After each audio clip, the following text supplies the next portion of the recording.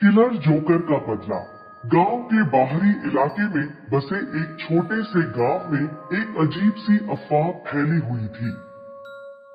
यह अफवाह एक भयानक और खौफनाक जोकर के बारे में थी, जो उन लड़कों को मार डालता था जो उसे नापसंद करते थे या उसके बारे में बुरी बातें करते थे।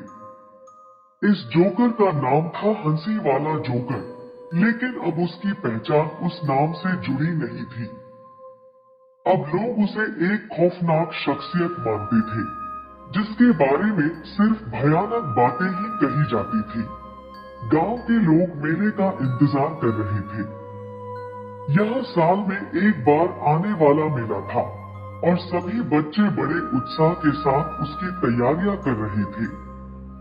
मेले में ढेर सारे खिलौने, झूले और मनोरंजन की चीजें होती थी, लेकिन सबसे खास आकर्षण था वह जोकर जो हर साल बच्चों के बीच अपनी मजेदार हरकतों और जोकर के कपड़े पहनकर हंसी मजाक करता था।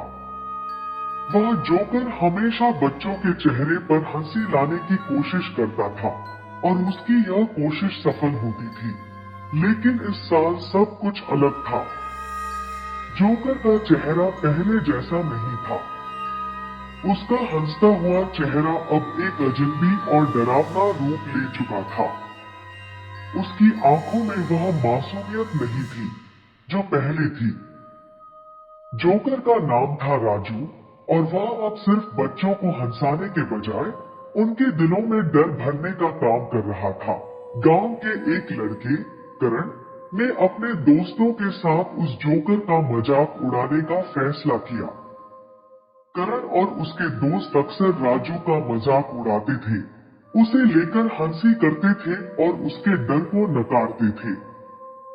वे उसे हमेशा बेवकूफ समझते थे और मजाक में कहते थे, वह जोकर सिर्फ एक प्रदर्शन करने वाला है, कुछ भी नहीं।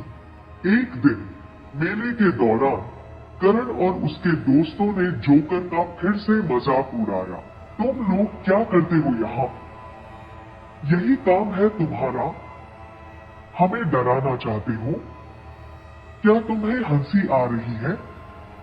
करण ने राजू से कहा। राजू की आंखों में एक अजीब सी चमक आ गई। उसकी हंसी में अब वह खुशबू नहीं थी जो पहले होती थी। तुम मुझे नफरत करते हो, करण? राजू ने धीमे से कहा। उसकी आवाज में एक खौफ था। करण ने हंसी में कहा, क्या तुम हमें डराओगे? राजू ने एक लंबी सांस ली और कहा, तुम्हारी हंसी मुझे बहुत तकलीफ देती है, करण। अब तुम समझोगे कि जब कोई हंसी तुम्हारे लिए मौत बन जाए तो क्या होता है।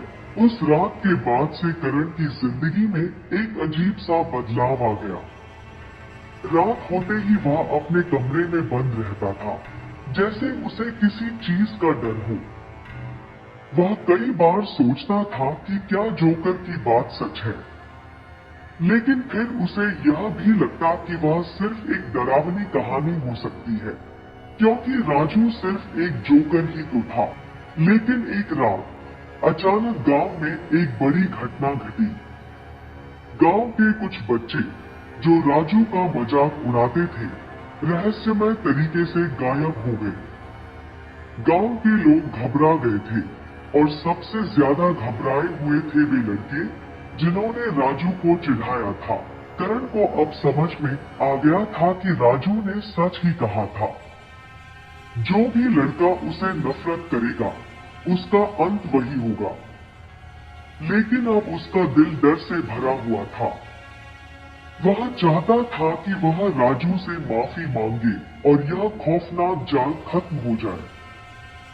लेकिन क्या यह इतना आसान था? अगले कुछ दिनों में गांव में अजीब घटनाएं घटने लगी। हर रात लड़के अपने घरों में बंद रहते और बाहर जाने से डरते थे। वे जानते थे कि जो भी राजू से टकराता, उसका अंत निश्चित था। एक दिन करण ने फैसला किया कि वह इस रहस्य का पर्दाफाश करेगा। वह अकेले ही राजू के पास जाने का मन बनाता है। ताकि उसे समझा सके और अपनी गलती सुधार सके। करण ने रात के अंधेरे में चुपके से राजू के घर की तरफ कदम बढ़ाए। गांव के बाहर एक पुराना खंडहर था जहां राजू का घर था। उस खंडहर में जाने से पहले करण का दिल जोर से धड़क रहा था। वह डर के बावजूद उस जगह पहुंचा। राजू खंडहर के अंदर खड़ा था।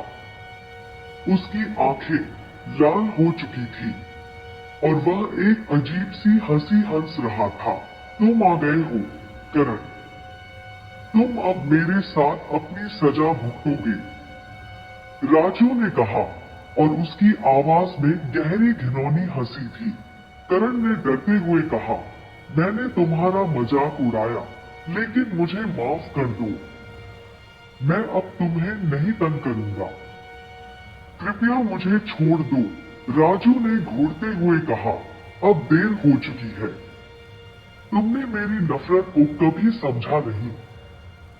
अब तुम्हें मेरे साथ रहना होगा और तुम्हारे जैसे जो भी लड़के मुझे तंग करेंगे वह भी यही हश्र भुगतेंगे। अगर आपको यह कहानी डरावनी और रोमांचक लगी हो तो इस वीडियो को लाइक जरूर करें और हमारे चैनल को सब्सक्राइब करें। हम आपके लिए ऐसी ही और भी खौफनाक और दिलचस्प कहानियां लाते रहते हैं।